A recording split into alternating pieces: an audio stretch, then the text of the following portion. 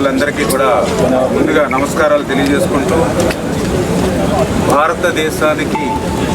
కరువు రహిత దేశంగా మార్చాలి, దుర్భిక్షమైనటువంటి పరిస్థితుల నుంచి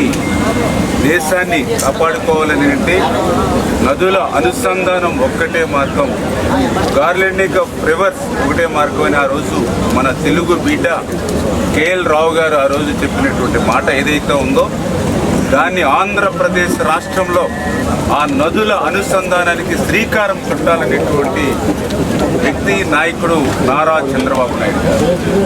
ఆ రోజు 2014లో ఆయన అధికారంలోకి వచ్చిన తర్వాత ఆ నదుల అనుసంధానం ఏదైతే ఉందో అది పోలవరం ప్రాజెక్టుతోటే సాధ్యమవుతుంది. ఆ పోలవరం ప్రాజెక్టుని పూర్తి చేసుకోవడం ద్వారా ప్రతి సంవత్సరం కూడా వృధాగా 3000 టీఎంసీల నీరు ఏదైతే గోదావరి నీరు సముద్రంలో కలిసిపోతుందో ఆ పోలవరం ప్రాజెక్టు ద్వారా ఆ వరద నీటిని ఒడిసిపట్టి ఆ వరద గోదావరి నీరుని ఏదైతే డెల్టా స్థిరీకరణతో పాటుగా ఏదైతే శ్రీశైలం నుంచి బ్యాక్కి అటు రాయలసీమకి అందించడం, అదేవిధంగా ఏదైతే ఉత్తరాంధ్ర వరకు కూడా ఈ యొక్క గోదావరి జలాలను తీసుకెళ్లి ఆంధ్రప్రదేశ్ రాష్ట్రాన్ని ఒక కరువు రహిత రాష్ట్రంగా మార్చగలిగేటువంటి ప్రాజెక్టుగా పోలవరం ప్రాజెక్టుని ఆ రోజు చంద్రబాబు నాయుడు గారు 2014లో ఎన్నో ప్రతిబంధకాలు ఉన్నప్పటికీ కూడా, ఎందుకంటే ఆ రోజు మీ అందరికీ తెలుసు ఏదైతే గోదావరి సంబంధించి పోలవరంకి ముంపు మండలాలు ఏవైతే ఉన్నాయో ఆ 7 ముంపు మండలాలు కూడా తెలంగాణలో ఉంటే మరి ఆ రోజు నరేంద్ర మోడీ గారితో మరి ఆ రోజు మాట్లాడి రేపు గవర్నమెంట్స్ స్టేట్ గవర్నమెంట్లు ఫామ్ అయిన తర్వాత ఆ ముంపు మండలాల్ని మనం బదిలీ చేసుకోవడానికి అవకాశం ఉండదు అని ఆ రోజు ఒక ఆర్డినెన్స్ని తీసుకొచ్చి మరి ఆ రోజు 7 ముంపు మండలాల్ని ఆంధ్రప్రదేశ్ రాష్ట్రానికి బదిలీ చేయడం ద్వారా మాత్రమే ఈరోజు ఈ పోలవరం ప్రాజెక్టు నిర్మాణం అవుతుంది అని అంటే అది చంద్రబాబు నాయుడు గారు ముందు చూపుతున్న నిదర్శనం. అయితే ఏదైతే ఆ పోలవరం ప్రాజెక్టు నిర్మాణం మరి ఒక 3 సంవత్సరాలు 4 సంవత్సరాలు 5 సంవత్సరాల్లో అవే కాల పరిధి అవుతుంది కాబట్టి ఈ లోపుగా మరి ఏదైతే ఆ వరద నీటిని వృధాగా పోనివ్వకుండా కొంతమేరైనా ఏదైతే ఎత్తిపోతల ద్వారా పర్టికులర్గా ఏదైతే కృష్ణా డెల్టా ఏదైతే ఉందో మరి వాళ్ళు ఖరీఫ్ వచ్చే సమయానికి ఏదైతే కృష్ణా నది మీద వాళ్ళకి ఆగస్టు నెల వరకు కూడా త్రాగునీరు సాగునీరు అందట్లేదు అనే ఉద్దేశంతో ఆ రోజు పట్టిసీమకి ఆయన రూపకల్పన చేసి మరి ప్రతి సంవత్సరం కూడా 80 టీఎంసీల నీరుని ఈ పట్టిసీమ ద్వారా కృష్ణా డెల్టాకు పంపించడం ద్వారా అక్కడ త్రాగునీరు సాగునీరు అవసరాలు తీర్చాలనే విషయంతో ఆ రోజు 14లో 19 మధ్య మరి ఏదైతే ఈ యొక్క పట్టిసీమను ఆయన ప్రారంభించడం, ఆ రోజు కూడా జగన్మోహన్ రెడ్డి గారు ఆ రోజు ప్రతిపక్షంలో ఉండి ఇది పట్టిసీమ కాదు ఒట్టిసీమ అని ఆ రోజు మరి హేళన చేసినటువంటి పరిస్థితి ఆ రోజు అసెంబ్లీలో నేను కూడా ఎమ్మెల్యేగా నేను ఆ రోజు కూడా చూడడం జరిగింది. కానీ ఆ పట్టిసీమే ఈరోజు ఒక బంగారు సీమగా ఈరోజు మారినటువంటి పరిస్థితి. ఏదైతే ఆ రోజు 2015,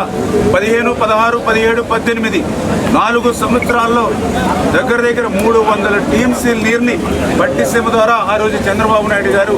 కృష్ణా డెల్టాకు పంపించడం ద్వారా దగ్గర 30-40 లక్షల ఎకరాలకి ఆ రోజు సాగునీరు కానీ డ్రింకింగ్ వాటర్ ప్రజలకు అందించాం. అంటే యావరేజ్ ప్రతి సంవత్సరం కూడా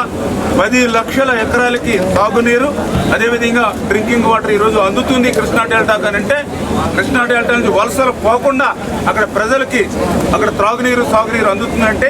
అది పట్టిసీమ పుణ్యం అనే విషయాన్ని ఈ సందర్భంగా ఒక్కసారి గుర్తు చేస్తున్నానని చెప్పి తెలియజేస్తూ ఉన్నాం. ఏదైతే ఇప్పుడే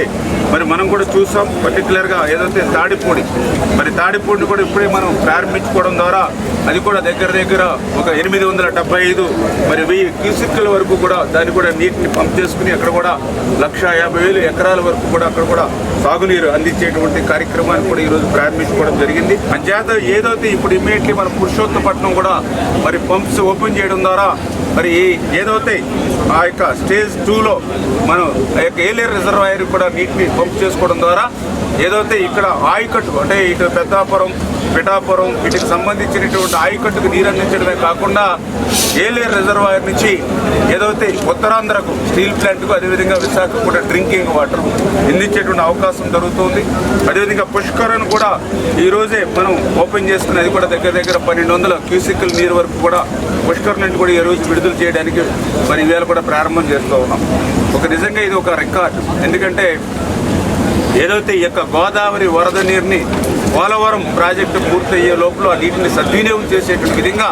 చంద్రబాబు నాయుడు గారు ముందు చూపుతూ ఏదైతే ఆ రోజు పట్టిసీమ కానీ పురుషోత్తపట్నం కానీ ఏదైతే వీటిని డిజైన్ చేసి పూర్తి చేశారో ఆ ఫలాలు ఈరోజు ఆ రైతులకి ఆ ప్రజలకి అందుతూ ఈవేళ ఒక్క చుక్క నీరు కూడా విడుదల కాకూడదని ఫ్లడ్ మేనేజ్మెంట్ కరెక్ట్గా అసెస్ చేసి, అంటే ఈవేళ ఫ్లడ్ వస్తుందంటే ఈ నిమిషంలోనే కాదు, 1 డే బిఫోరే మనం భద్రాచలంలో రీడింగ్ ఎంత ఉంది, రేపటికి పోలవరంకి ఎంత వస్తుంది, ధవళేశ్వరంకి ఎంత ఏదైతే మళ్ళీ మనం అవుట్ఫ్లో ఇవ్వగలుగుతాం అనేది ప్రతిదీ కూడా మా కలెక్టర్ గారు కానీ మా అధికారులు కానీ మేము కానీ సమన్వయంతో క్యాలిక్యులేట్ చేసుకుని